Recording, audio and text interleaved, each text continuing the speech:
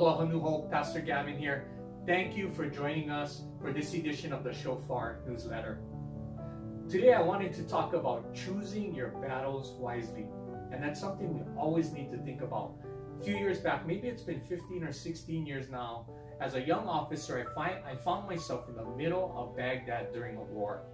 One morning, me and my NCO in charge were taking a look at one of the intel reports came in, and it told us that suicide bombers would potentially shave their heads. They would stand out because Middle Eastern men usually did not shave their heads in that part of the world. So later that morning, I get a call from the front gate, and the soldiers out there saying, "Hey, Captain Suda, there's a guy out here asking for you by name." I said, "What is his name?" They told me his name. I didn't even recognize it. I didn't know who this was. I said, "What does he look like?" They sent me a picture, and it was a Middle Eastern man with a shaved head. So I peeled off my name tag, I gave it to my NCO, and I said, "Hey, put this on and go find out what he wants." The guy said, "You're nuts." And he said some other things that I won't repeat here. Anyway, we decided it was probably not a good idea for me to go out and talk to this guy. I told him, "Hey, tell him that I'll meet him down the street at the Iraqi base tomorrow at noon. Then I could kind of set up some measures that would protect me." Needless to say, he didn't show up. I chose my battles wisely. 3,000 years earlier, and about 500 miles to the west of where I was during that time, was a man named David, and he was a general of his own army. One day, he was hiding in a cave from King Saul, who was looking to kill him. King Saul went into the cave to relieve himself, and David's men told him, "This is your opportunity." What did David say?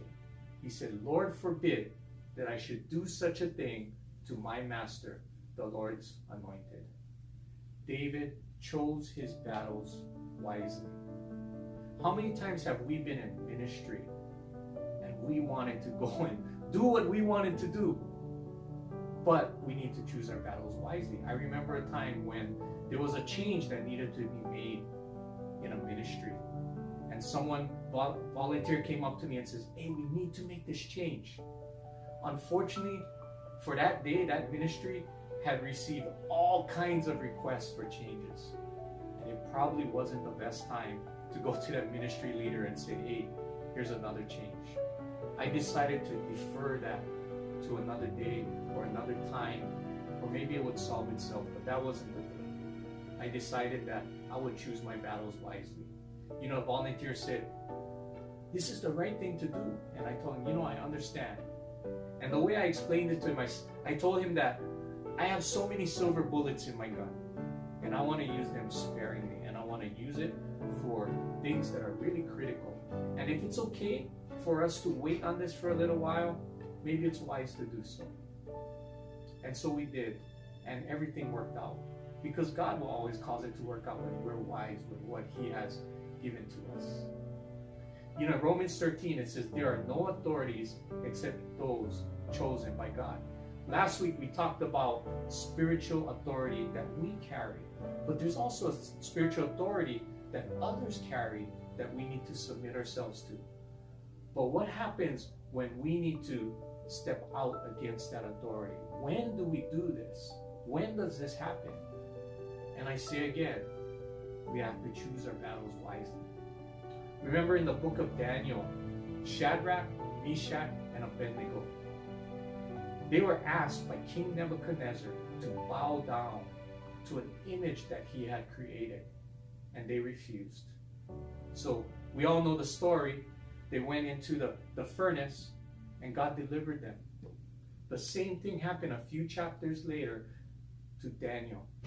This time it was with King Darius. King Darius was tricked by some of his appointees who were going after Daniel. And they wanted him to say, "No one for the next day is going to pray to anyone but you, King Darius." And he thought it was a great idea until it got to Daniel. Daniel realized that, you know what? I am going to pray anyway to my God. And he did. King Darius, against his wishes, but because he had made that decree, he sent Daniel to the lion's den. And God delivered him. So yes, there are times that we will stand up to the authorities that have been chosen by God above us. But when we stand on what God has said, God protects us. Now we have to have the discernment to know when to do that.